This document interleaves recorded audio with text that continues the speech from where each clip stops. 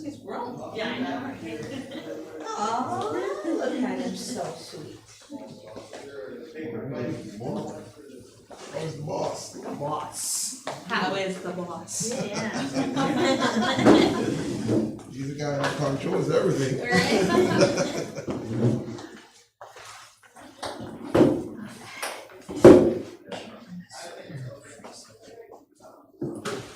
Get your jacket in the car.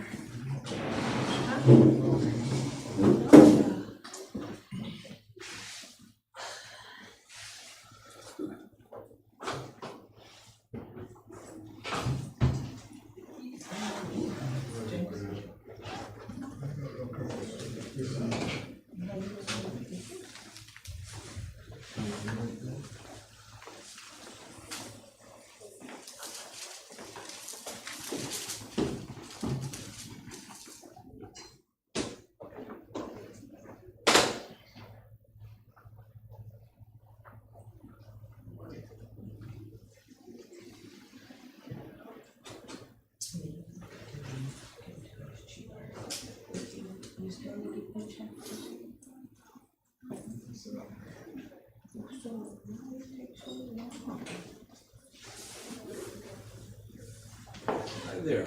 Good morning, John.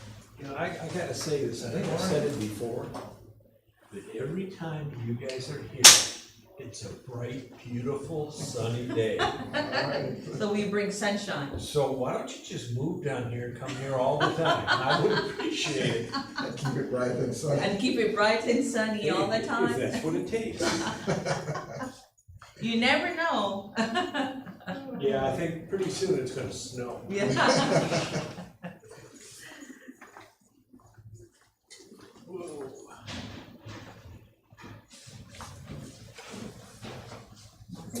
Morning. Good morning. My chair's fine. It's got armrest and I need to get up and down. It keeps me off the place.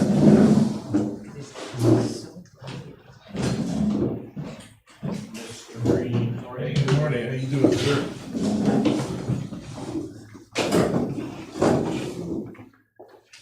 How you doing? Here.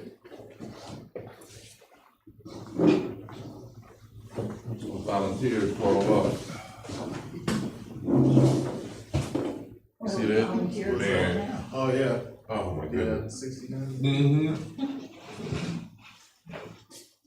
I'm trying to do something. Oh, yeah, he flexed up a little bit.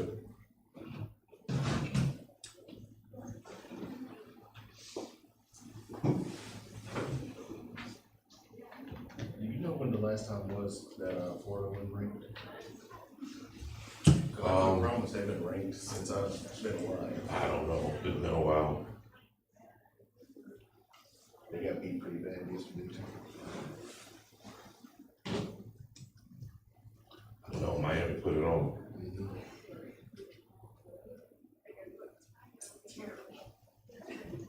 Was there football on yesterday? On just about every channel, all day long. Watch my sugar and blood. I started at a weekend.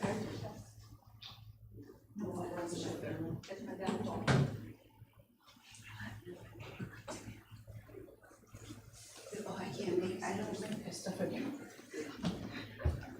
Did you hear me, anything about Friday's, Shane? I don't know anything about it. Oh, Linda, no, she was looking back before Friday. I was gonna text and then I kept forgetting. I'm texting. Hi. Look how big he is.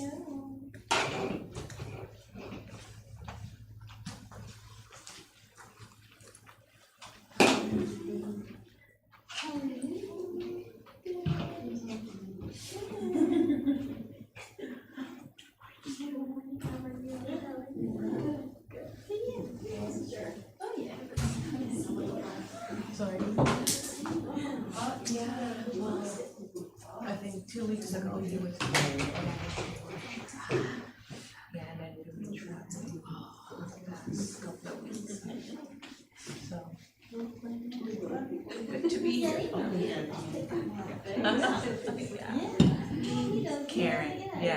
Feel it, right. You're learning. Getting there. Our classroom is closed. I think they're going out of town. Oh, cause nobody, he won't be there. He won't be there. Yeah, he told us.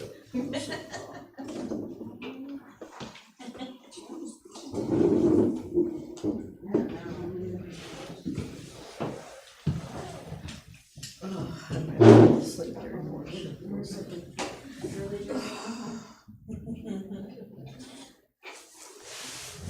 Got coffee in that Such a cup? good baby. Oh, yeah. Hopefully it's gonna wake me up. Okay. And I'll get like 4 hours last night. Yeah. Yeah. He recently started. Rough night? Yeah. His curve is pulling up and he's flicking the top of the ball. Yeah. He's getting up there now. Yeah. So figure out.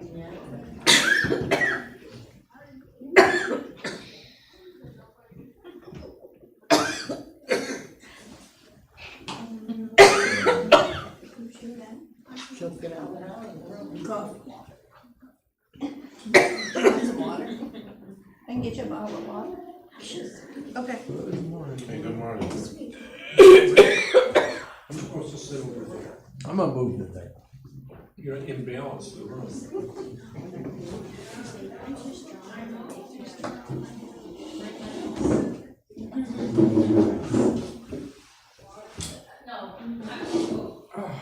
It's not ready for hot cocoa. Yeah, he's starting to like push it up and start falling. It's always cold. Yeah, you know that one like stuff.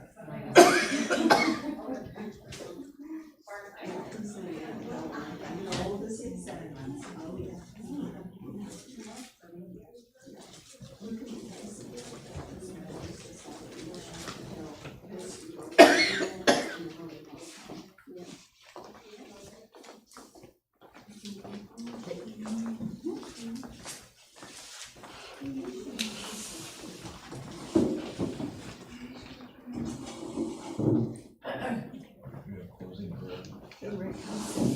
Look.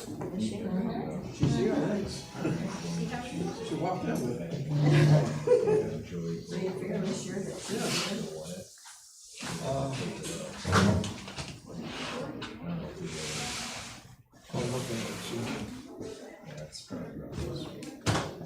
Some of them are so thin.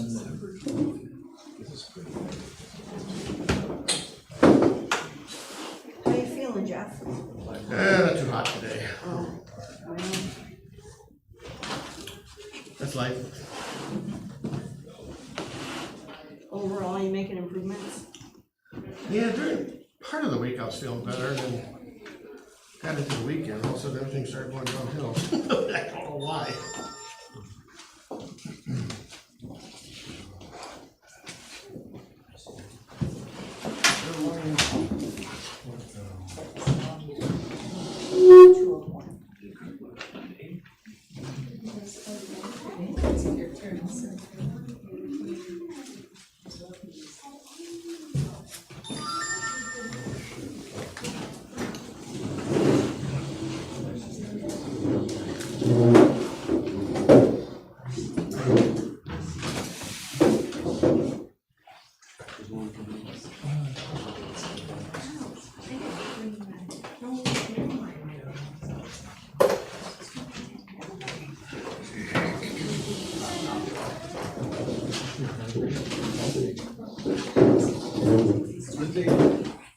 I think she's gonna come in here. Oh, okay. I don't think she's got any kids today. Oh, okay. That is weird. I speak a lot of time, I feel like the class is No, she don't. This If you don't, you haven't seen.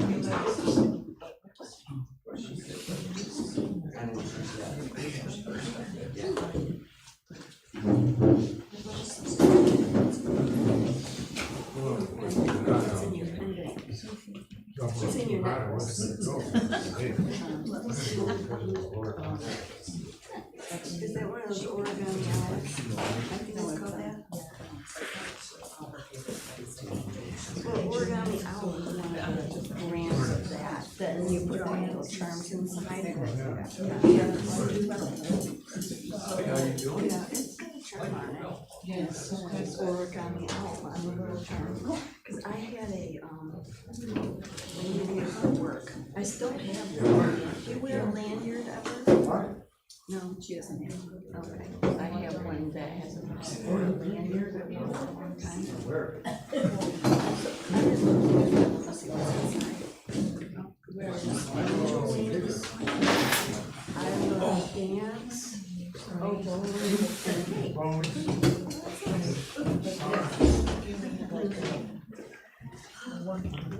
One for my nephew, that's another one. There's another one that has my nephew. Maybe it's time to go to Florida? Hurricane? You want? I was trying to Get a broom. get your friends over to my uncle Dan's house.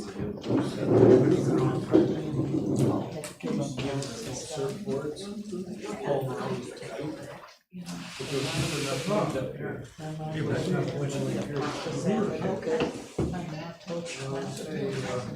It's about time to start, our class. Brother Rogers is gonna lead our minds to go for the class. God, our Heavenly Father, we come to you at this time, Father, thanking you for this beautiful Lord's Day. Thankful, Father, for the opportunity we have to learn more of your word, to fellowship with one another. We'd ask you to be with all the teachers, Father, as they prepared their lesson. We appreciate them and their effort. Be with us, Father, as students, not only to hear the word, Father, but be doers of the word. We ask you to continue to be with those on our prayer list. We're thankful for all the prayers you have answered. We would ask you to be with those that have mourned the loss of a loved one. We would ask you to strengthen us as a church and be with us as we look forward to our 100-year celebration in a couple of weeks. We're thankful for being with us through the good times and the bad times, and we help pray that we continue to be strong and put our hope in Christ. We pray in his name. Amen. We're in Genesis chapter 19, Genesis 19. And we've been discussing the story of Sodom and Gomorrah. We've arrived at the point where we're getting towards the end of the chapter, or the middle part of the chapter. We'll get through to the end, hopefully, today. Some strange events in this chapter once again. Some of the events you just look at, you kind of just wonder in your mind at the scope of such things could happen in the world. But then again, we'll look at some other things too that make us realize that maybe it's not so unusual. We're going to begin in verse 13 with our reading. The two angels from God have entered the city, and they've met Lot. They're at his house. They've already blinded the people that were trying to rape him, and they're at a point where some action needs to take place. The angels tell Lot to go out and tell any of his relatives, if he has any in the city, to gather them so that they can leave the city too. It appears that the angels were concerned about that. So as Lot went about doing that, he mentions in verse 13, he says to Lot, he says, because we are going to destroy this place, the outcry to the Lord against his people is so great that he has sent us to destroy it. So Lot went out and spoke to his sons-in-laws who were pledged to be married to his daughters. He said, hurry and get out of this place, because the Lord is about to destroy the city. But his sons-in-law thought he was joking. That's a strange story in itself. When you look at this too, what was the mission of the two angels? Because they had more than one task. What was their mission? To destroy it? What else? Yeah, get Lot and his family out, and not only Lot, too, they also suggested what? If they Found any righteous. yeah, so if there's anyone else that they can bring out too, like his son-in-laws, to bring them out too. So the Lord, when you look at this story, you can see the Lord never intended to destroy any of the righteous in Sodom and Gomorrah, because he makes efforts to retrieve anybody who knew they needed to leave the place because of the mission of the angels. And so it was their task to save any and everyone. It wasn't as their task was not to destroy any of the righteous in this endeavor. So that's a very encouraging thing when you really think about it too. I'm going to begin reading in verse 15 now also too. When he hesitated, I'm sorry. Let me start, 15. With the coming of dawn, the angels urged Lot, saying, hurry, take your wife and your 2 daughters who are here, or you'll be swept away when the city is punished. Notice he says, hurry, twice. Yeah.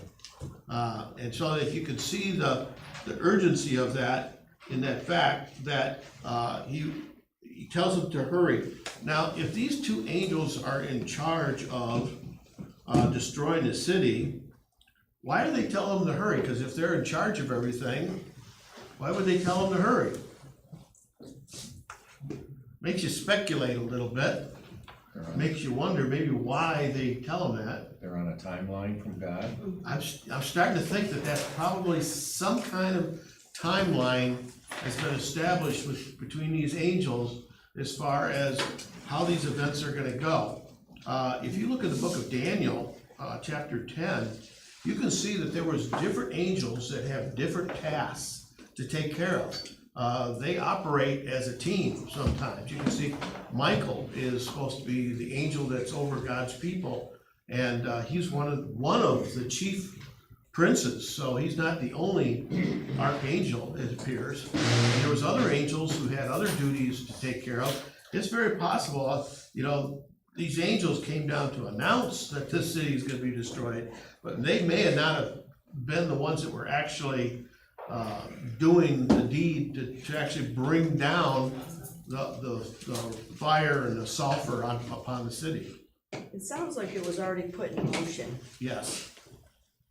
Well, and maybe I'm refining on it too much, Jeff, but in verse 24, it says, then the Lord rained on Sodom and Gomorrah. So it doesn't sound like, you don't see the angels praying for God to do it, or speaking it into motion. It was still God who acted.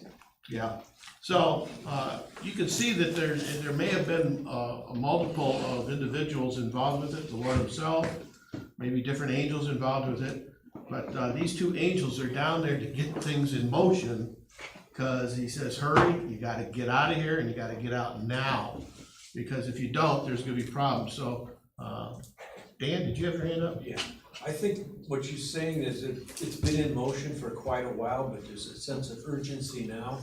They have been spoken to and taught to change their ways for so long, and they haven't done it. They've reached the end of the road. That it's gonna happen. I also wonder too, you think it's possible the 2 angels could have called it off? Because remember, why were they sent down there? Not just to destroy, but To see, the reports were as bad as they had been. yeah, so they may have had the power to, I don't know, get on the radio and say, hey Lord, they're not as bad as we thought. I don't know how it works. Nonetheless, it appears that they could have called it off if it wasn't as bad, but I think they sort of knew it was. Okay, so we're going to be reading now a little further down, beginning of verse 16. You know, one scripture too, it talks in there about the outcry against Sodom and Gomorrah. It's like, who was that outcry coming from? Because it obviously wasn't coming from Lot and his family. Well, I think to a point you're correct, and another point maybe you're right, or not right, because if you look at Peter, there's a chapter in the New Testament where Peter describes the fact that Lot did pray, and his righteous soul was tormented with the environment he lived in. But I think that may have been in his early days. I really wonder at this point if Lot was doing that anymore though. So at this point in his life, you may be right. I wondered if he wasn't doing it at this point because he's gotten so comfortable with the environment, with him and his family, that maybe they didn't want to leave anymore. Maybe they got accustomed to it, were used to it. And he knew it was bad before he went there too, that was the other. Yes. This Yeah. wasn't like it just happened while he was there. Yeah.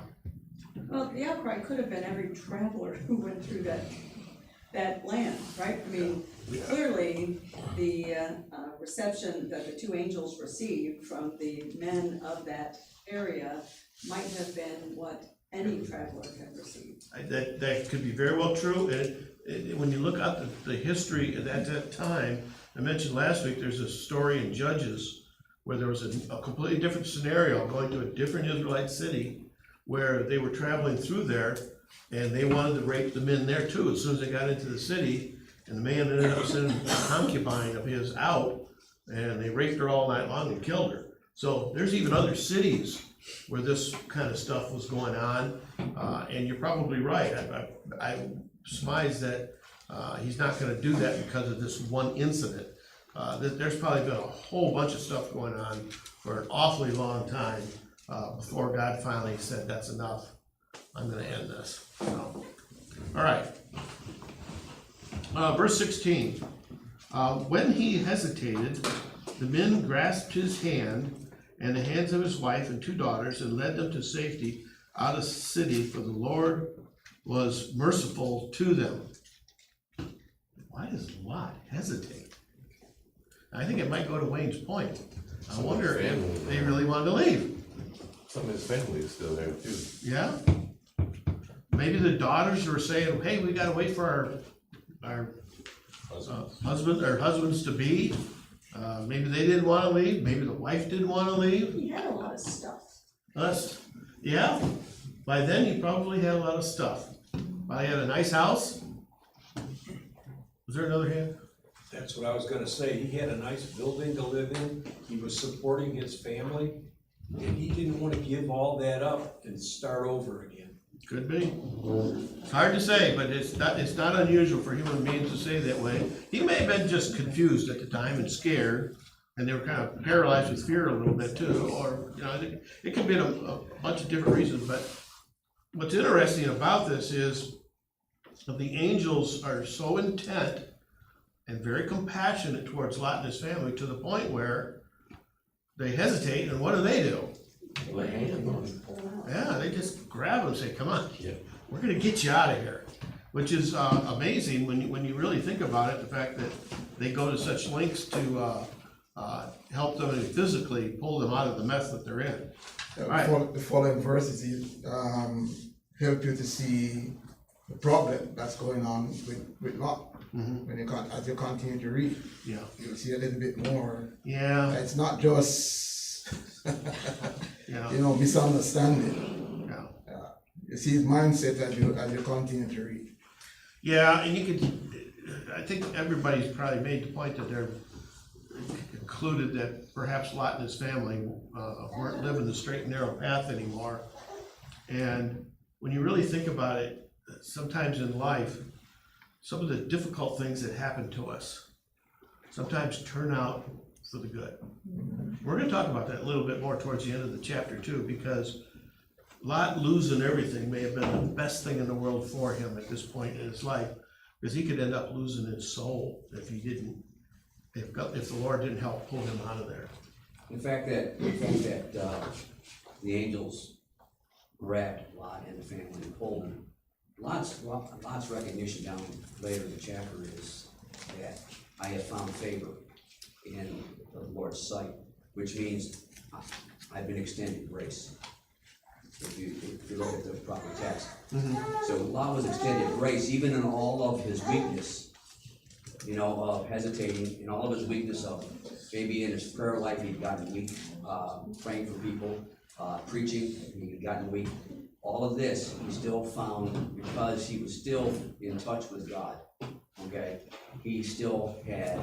God still extended him grace and salvation. And I think that after all of this is said and done, we can talk about the evil in the world, we can talk about, but if our life is so surrounded by whatever it is, it distracts us. The one focus, the one thing that should remain within us, so that God doesn't turn us over to a reprobate mind. We still look to Him, and what little glimpse of hope, or whatever glimpse of light that God would see in an individual, He wants them to be saved. What's the scripture says, bad company corrupts. Yes. Now, so I even told my grandson that recently too. He was talking about how some of his friends are, and I said, you need to find new friends, because they will drag you down over time. And, you know, you sit in a bad environment long enough, and it starts to become your normal environment, and that's when you're really in trouble. That's when you really need to do something drastic, which is what the situation here is. Verse 17, as soon as they had brought them out, one of them said, one of the angels, flee for your lives. Don't look back. Don't stop anywhere in the plain. Flee to the mountains, or you will be swept away. So what's the warnings that he gives to them in verse 17? There's more than one. Back. Huh? Leave and don't look back. Leave and don't look back. Don't stop anywhere in the plain, which is the plain of Sidon, which is the place where it was. I was watching last night, there was some show on one of the cable things about Sodom and Gomorrah. And they're talking about Sodom and Gomorrah, and everybody knows, who knows anything about archaeology and stuff, that the Valley of Siddim is in the southern region of the Dead Sea. And these guys were looking for the cities of Sodom and Gomorrah in the upper end, where it's 1,000 feet deep. And I think, are you kidding me? They're just playing to the dumb people that don't know anything about history or geography. They were in totally the wrong region. So I think, oh, brother. So anyhow, they tell them several things. Don't look back, flee, don't stop, and go to the mountains. Notice he says, don't stop. You know, in other words, don't go halfway out. Make sure you get all the way out to the mountains, and the valley ends where the mountains begin. So he tells them to make sure they get to the mountains. Now, I'm gonna make a little other sidetrack here point too, that when he says don't look back, does that mean you think just looking back out of curiosity? Like if you hear a loud boom or hear something going on, does that mean just literally just look back? Or is he talking about something more, a mindset, looking back? Mindset. Well, it had to be at least physically looking back, otherwise Lot's wife wouldn't have had her soul moment. Right, that's verse 26, just a few verses over. It says she did look back, and that's why I'm bringing this up, that she turned to Saul. Do you think the warning was just because she looked? Or because there was something else going on in her mind? Probably what was going through her mind when she looked back. Did she look back longing for her home, you know, or wishing that this would stop? Or wishing things would reverse, that somehow she could come back to this place? Yeah, I'm starting to wonder that too. Turn over to Luke 17. There's a couple New Testament verses that throw a little bit of light on this whole section here. Luke 17. It's one of the bigger references, I think. We're going to begin at verse 20. We're going to look at verse 28 of Luke 17. He just got done talking about the days of Noah when the world was destroyed, and then in 28 it says, it was the same in the days of Lot. People were eating and drinking, buying and selling, planting and building. But the day Lot left Sodom, fire and sulfur rained down from heaven and destroyed them all. It'll be just like this on the day the Son of Man is revealed. On that day, no one who is on the roof of his house with his goods inside should go down to get them. Likewise, no one in the field should go back for anything. Remember Lot's wife. Whoever tries to keep his life will lose it, and whoever loses his life will preserve it. I tell you that on that night, 2 people will be in one bed, one will be taken, the other left. The 2 women will be grinding grain, one will be taken, the other is left. What is it implying here about Lot's wife? I'm looking back. Is there a little bit of an implication here? And she wanted to preserve her life. Yeah, I think it was more than just looking, wasn't Yeah, it? she was thinking about what was going on back then, with the change. Yeah. And then, she could have turned around and actually, that would still be described as looking back. And if you went back there, it was instant death, because if the flames didn't get you, the sulfur dioxide gas would kill you also, because it was extremely poisonous. Dan and Debbie. I would think that she was longing for the things that they left behind, because they literally were dragged out of town. They didn't have time to pick up their pots and pans, or maybe their blankets, whatever they needed. And once they got far enough out, she looked back and was probably, if it would have been me, I probably would have been thinking, I've got time to go back and get my microwave. I've got time to go back and get my golf bag. Yeah. I can go back and get that and come back. Yeah. And she didn't have that luxury. You mean human beings actually risk life and peril just for material things, Dan? Are you really Yeah, I trying think to it insinuate probably that? might be true. I think so. I think the surprising thing for me is that this place sounds like the worst place ever. And to look back longingly, we talked a couple weeks ago how Lot could have been an elder. Why did he stay? Like, what was there that would have kept him? And he was a leader, and it was this evil place. And it's just like, their ties to this place was so strong, even though it was just evil. It was just evil. I think don't they know may what have been they there were- 20 years even at this point now, Yeah, too. so like, they were still torn. It wasn't something that they were looking to get out of. I don't know, that whole thing it's hard to Yeah. comprehend. There's also another mentioned, also in Luke, where Jesus talks, and this is a common theme throughout the Gospels, where Jesus spoke many times about not looking back. If you're plowing a field, don't look back. If you look back, you're gonna destroy your road.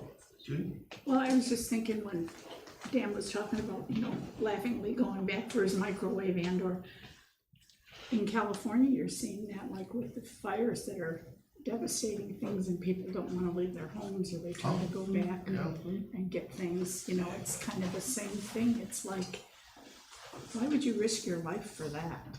I've seen several shows where people were warned, whether it was a hurricane or whatever, and they said, you are going to die for sure if you stay. And they stay, because they can't leave. They can't leave their belongings. They can't leave their home. It's really sad when you think about it too. Also too, we need to consider something else too, the point really Jesus is trying to make spiritually about this issue is that when we come out of sin, do we need to be careful? Why? Don't go back to what you've been doing. Is that easy to do? It's real easy to do. That's your life before. That was your habit of living. If you get halfway out, is that good enough? No, it's not. Halfway out is still halfway in. And you're gonna end up being all the way back in if you take that attitude. So sin is addictive. Sin is powerful. It's dangerous and deadly. And the sooner we realize that, the better off we are, because you don't want to play around with it. And that's what the angels are trying, I think, to tell them. You need to get out of here and don't look back. Wayne? I think it kind of goes along with what you're saying, but it's interesting in verse 29, because he says that the whole reason he saved him is because of Abraham. it wasn't because of Lot. He even says when the angels are taking him out, he said, God is merciful, it was merciful on him. So there's a lot of parallels there to us today, is we don't deserve to be saved from that fire. We're being saved because of somebody else. In this case, it was Abraham. In our case, it's Jesus. And so that mercy there is a limit on that mercy at some point, and I think Lot's life. There certainly is. That example, that's just kind of how I see it. All right, I can reread a little bit further here too. Verse 18, but Lot said to them, no, my lords, please. Your servant has found favor in your eyes, and you have shown great kindness to me in sparing my life. But I can't flee to the mountains. This disaster will overtake me, and I will die. Look, there is a town near enough to run to, and it is small. Let me flee to it. It is very small, isn't it? Then my life will be spared. He said to him, very well, I will grant this request too. I will not overthrow the town you speak of, but flee there quickly, because I cannot do anything until you reach it. That is why the town was called Zor, which means small. So, once again, we're seeing in this whole chapter, everybody's bargaining with God. Everybody's trying to make all these stipulations, like, well, you want me to do this, what about if I do this? And it's possible Lot may have had a good reason. We don't really know. Perhaps Lot is an old man now at this point. And maybe he couldn't, when you hear the word flee, you think of what, run? Or maybe he couldn't run anymore. Or maybe his wife was invalid. Or maybe one of his daughters had issues too. Apparently he must have had some reason why he was afraid he couldn't do it as quick as perhaps the angel said, because he's convinced to leave, but he's not convinced he can move as fast as the angels wanted him to move. And apparently the angels agreed with it. They said, all right, we'll save you this city here. How in the world they saved that town when all the other ones were absolutely annihilated on a level of devastation?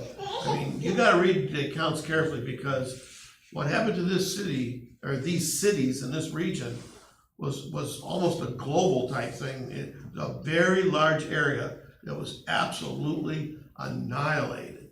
And the only thing I could compare it to is like a nuclear blast. That's how severe the destruction was in this area. And everybody who's gone back to the area, I showed you the pictures last week, there's still a very, very thick layer of ash in that entire region. I mean, it was extreme, the devastation that was in that particular area at that time. So, once again, like I said, there's still bargaining going on here. And the angels agreed to spare them by putting them in this place. How in the world they spared this one city, because it's so close to the rest of the cities, I don't know, but apparently God could do that stuff. So, let's read on now here too, a little further here. Verse 23, by the time Lot reached Zor, the sun had risen over the land. Then the Lord rained down burning sulfur on Sodom and Gomorrah from the Lord out of the heavens. Thus he overthrew those cities and the entire plain, including all those living in the cities, and also the vegetation in the land. But Lot's wife looked back, and she became a pillar of salt. I wish I would have put my video pictures up this week. I've got a lot of visitors and new people, because I mentioned that there was a fire, I don't know how many years ago, out west somewhere, where a factory that manufactured sulfur or sulfur products caught on fire. And I had some pictures of it too. And sulfur is a rock, but if you heat it, it turns into a black liquid, and when it catches on fire, it turns blue, and there's a blue flame that comes out of it. And in this particular case, there was tons of liquid sulfur burning in this area. There was rivers of blue flowing up and down the terrain that was there. And there's actually a video you can see online, because I just had a still picture of it. But if you look at the videos online, there's all these little tornadoes. Some of them are no more than a few feet high.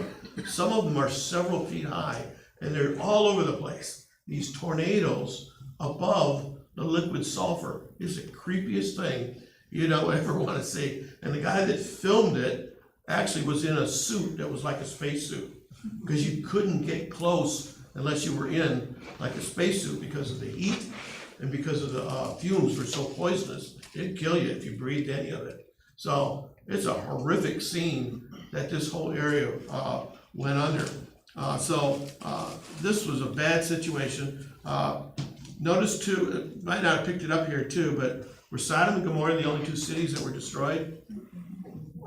Huh? All the valley. Yeah, the whole valley was. There was at least 2 other cities that have been named that were probably there in that area too. And you can see those names of those cities in chapter 14, verse 2.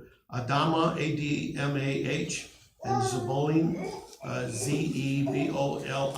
Those cities were probably also destroyed. You can see that that whole area, the whole valley was destroyed.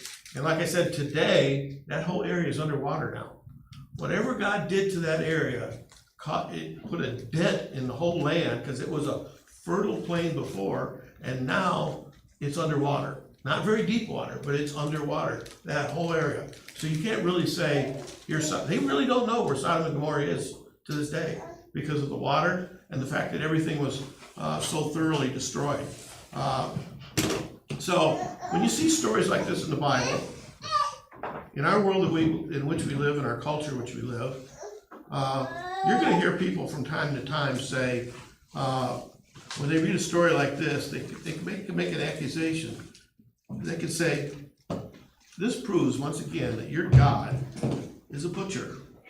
He's evil, he's hateful, and he's cruel. Why would any God, you say, is a loving God, would do this to human beings? Why would he destroy human beings like that? And how do you answer questions like that? How do you answer why God takes such extreme actions? Let's look at Genesis chapter 50. And this is a hint in the direction we're going to go on this point, because I think it's an important point, because I've heard it a lot in recent times. Much of that kind of questioning, we have to understand something. People who ask questions like that really are sadly very ignorant. They know nothing about history usually. They know nothing about the Bible. They don't even know about their own history in their own country. And they make a lot of statements just based on their own feelings. Genesis 50, verse 19. The story of Joseph is fairly well known, how he was unjustly treated so badly by his family members. And Joseph, at the end of Genesis, is speaking to his family members. He said, but Joseph said to them, that's his brothers, don't be afraid. Am I in the place of God? You intended to harm me, but God intended it for good, to accomplish what is now being done and the saving of many lives. So then, don't be afraid. I will provide for you and your children. And he reassured them and spoke kindly to them. Joseph suffered terribly. What good was there in that? He says it. It was a saving of many lives. What lives were saved? Once again, you got no history.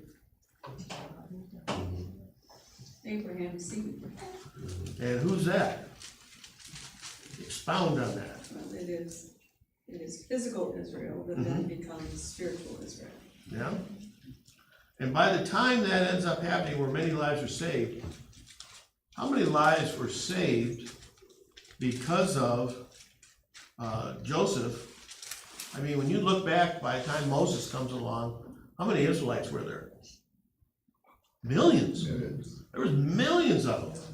So millions of lives were saved as a result of Joseph's suffering. Not only the Israelites, but the Egyptians' lives were saved too. He saved them through the famine. Yeah, the famine was horrific. Like engineered that whole plan. Yeah. Yeah. So if it wasn't for God, through Joseph, telling them there's going to be a famine, who knows how many people would have died. The nation of Israel may never have come to being if Joseph wouldn't have gone through what he had to go through. So, and when you think about it too, a lot of people, like, they don't even understand their own history sometimes. and some of it you don't maybe want to understand some of it, because some of it's pretty bad. There's things that have happened in the last 100 years that are far worse than Sodom and Gomorrah in this world. Far, far worse. You look at the story of what the Germans did in World War II. The Germans, the Nazis, murdered over 6 million Jews. It's estimated they murdered over 17 million people total in their war of conquest that they had going on. The Japanese killed even more, which I didn't know this. Japanese, because they really went after the Chinese a lot and killed their own people also. They killed maybe between 30 and 40 million people. That's all within a time frame of about 30 or 40 years that all went on. It was horrific what they did. The Japanese, people don't realize it, but they talk about concentration camps where they get into the medical torture that they put people through, the sadistic, sick operations they did on human beings. The Japanese did just that and even more. I didn't know that they did some of the, I'll give you one example because I don't want to gross you out. They would literally cut people's arms off and sew them back on the other side to see if they'd still work. And then they'd laugh while they were doing it. I mean, these people were sick. And that's some of the mild stuff. I'm not gonna get into the really bad stuff because you know what, there was massacres of over 100,000 people at certain locations. American missionaries were slaughtered in China by the thousands. They were making great inroads in China, and many of them were slaughtered. They call this, in Germany, in Europe, when the Jews were killed, they call it the Holocaust. Well, they also call what happened in China, in the Asia area, they call it the Asian Holocaust. So a lot of those things that went on at that time were just as horrific as Sodom and Gomorrah. And some of the things that went on there too were just as bad. When they look at when you look at what happened to those two countries as a result of their insanity, they were destroyed in much the same way that Sodom and Gomorrah were destroyed. That's Japan and Germany. When you look at in Europe, in Germany, there was an operation called Fire and Fury. And they also called it Operation, and I kid you not, they called it Operation Gomorrah. When the American and the British bombers went in to some of these German cities, there was nothing left when they left. They totally annihilated, leveled these cities. They killed men, women, children, everybody. Every building was destroyed. The Americans dropped over 2 million tons of TNT. You know what the main ingredients of TNT is? Sulfur. Sulfur. 2 million tons of it happened again in history. Some people say that dropping all those bombs was so cruel, but when you look at if they didn't stop them, what was going to happen? They would have continued doing it. They were not going to stop, and neither were the Japanese. They did estimates before they decided to drop the atomic bomb. They did estimates of how many people would be killed because they had already destroyed all the Japanese outposts. They were already set on the shores of Japan, ready to advance and attack Japan. They knew they weren't going to give in. They knew the people were going to fight too. They thought the casualty list would have been in the millions because they would not give up. All you gotta do is look at the kamikazes. That was their mindset.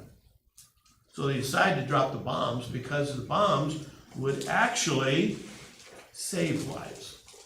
And it did. I was in Cologne, Germany one time, and I saw a picture. I actually took a picture of this picture, and it showed the city of Cologne, and there was nothing left. I mean, everything was just destroyed except for one building in the center of town, the cathedral. So they would not even, our bombers weren't going to bomb the cathedral, but they leveled everything. It was an unbelievable picture. No. There was nothing left of that. So when you begin to look at some of these stories too, in this particular verse I read in Genesis, where God has to do some horrific things to avoid even greater evil, you can see here too that the efforts that the United States and Britain had to do to stop the Germans and the Japanese, because they were not gonna stop. And they had to take these actions. God uses many methods. He can use angels, like he did in Sodom and Gomorrah. He can use other men to do his destroying. You can look at stories like Moses and David and instances like that who protect other human beings. God can use nature, he can use diseases, and he can use animals to accomplish his will to protect other human beings. So this has been going on throughout human history. And when you tell people stuff like this and tell them stories like this, the humans are the butchers, the hateful and the cruel. It's not God. It's human beings that do this stuff to other human beings. God just has to step in and stop it from time to time. I'm not, I'm kind of thinking through this whole thing, but maybe we don't need to be making excuses for how God's actions are. I mean, people are supposed to fear God. Maybe we should push it more. Hey, what do you think hell's gonna be like? If you think this is bad, it's gonna be a lot worse. I don't know, I mean, maybe, the people come with that argument, which a lot of people do, that's a common argument. God's love, maybe we should be pushing it the other direction instead, saying, well, you need to pay attention to this thing, because obviously God's got a lot of power and he can do what he wants. And he will. The next time around, it's gonna be even worse, you're right. If you look in the book of Ezekiel, Jeff, there's a very important scripture that needs to be read. Jeff, before you get there, God could have done something long before. He did something here. Back in Genesis 15, verse 16, when he told Abraham, I'm gonna give you this land, your future generation this land. But he said that the sins, the iniquity of the people now has not yet been complete. So that means he gave them time. Yeah, they had time. So it's not like he, just like that, hey, these guys are misbehaving, I'm gonna spank them. No, he gave them time. I think the big thing, when you look at the book of Psalms a lot of times, where a lot of the prophets pray for God's help, I think their biggest thing is they think God's too compassionate, too long-suffering. He should do something sooner. Whether that's true or not, I couldn't even begin to say something like that. But I want to read a very, very important verse in the book of Ezekiel. It's in chapter 33, verse 10. And every human being on the planet, I pray and wish that they would know that this verse is there, because it's important. It reads, Son of man, say to the house of Israel, this is what you are to be saying. Our offenses and sins weigh us down, and we are wasted away because of them. How can we live? Say to them, as surely as I live, declares the sovereign Lord, I take no pleasure in the death of the wicked, but rather that they turn from their ways and live. Turn from your evil ways. Why will you die, O house of Israel? He says it 3 times. Turn. Whose fault is it if anybody goes to hell? It's our own. God doesn't send, per se, people to hell. We send ourselves there if we make that choice. And that's what needs to be said to people who ask questions of ignorance, why God does what he does. I know you had your hand up a while back. It just happens over and over and over, like through the prophets. The prophets are always saying basically, get right, get right, get right. And then you get all the way to Zechariah, and he's just weeping. He's so upset with Babylon who's gonna come in and wipe out everybody. But they've been warned for like centuries. And over and over and over, even people who see God or hear from God or like directly still go against, you got, is it Hezekiah who's getting these messages from Isaiah, and he still at the end turns away. It's bizarre. Yeah. Sometimes it's hard to understand human nature. It really is. So we have all these warnings, we have all these examples, if we take the time to read, perhaps we can explain it to our neighbors that don't understand. So, we're out of time, thank you very